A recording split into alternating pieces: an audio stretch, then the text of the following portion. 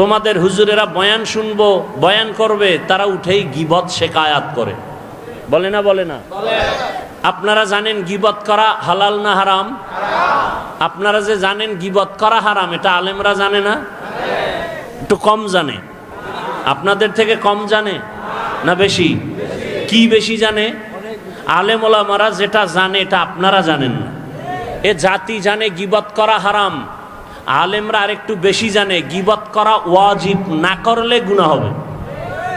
গীবত না করলে গুনাহ হবে, 4 কারণে গীবত করতে হবে, না করলে গুনাহ হবে। এটা তো আপনি জানেন না।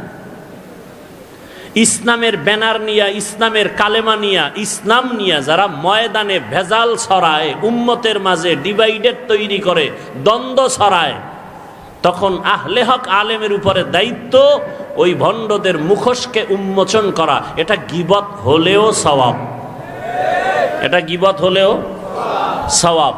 কথা বুঝে আসছে? আল্লাহ বুঝার আমাদের তৌফিক দান করেন।